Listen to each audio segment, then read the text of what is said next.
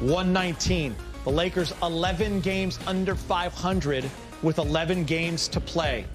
LeBron with 38, Russ with 22, Malik with 17. That's the 31st game that LeBron has had 30 or more points. That is second in the league this season. Let's hear from Frank Vogel. He's speaking with Mike in the media.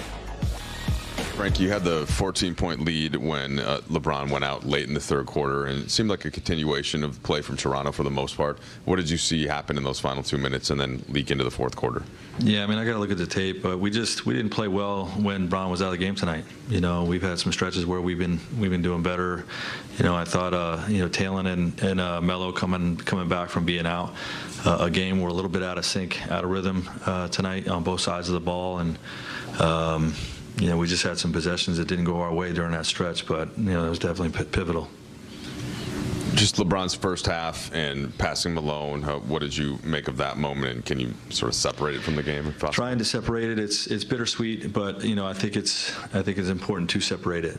You know, this is a moment in time, you know, that you know, we can't get caught up in, you know, the pain of this loss, and recognize what an incredible feat this is for LeBron to do in the fashion that he did it. You know what I mean? He just attacked the game tonight. You know, he came in and was aggressive on both sides of the ball. Second night of a back-to-back, really playing with incredible energy after playing 45 minutes last night. And you know, just a signature performance. You know, in a game where he passes one of the greats and becomes the second all-time leading scorer in the history of the game. It's really impressive. I'm super happy for him, and it's awesome. Frank, obviously KP had a big fourth quarter and scored 16 points. What were you trying to do to defend him, and was there any thought to maybe throwing in Dwight or doing something else with? Well, Dwight hadn't played all night, and we were beating them all night with our switches.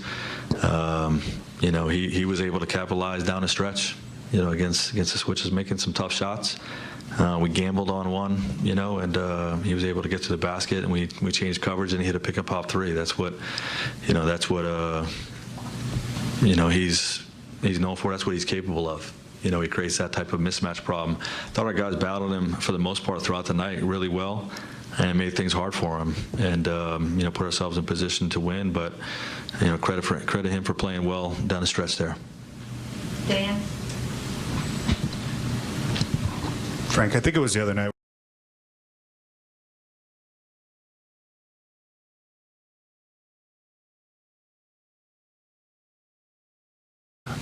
It seemed like in the first half, again, this was more just a little bit of everything from him.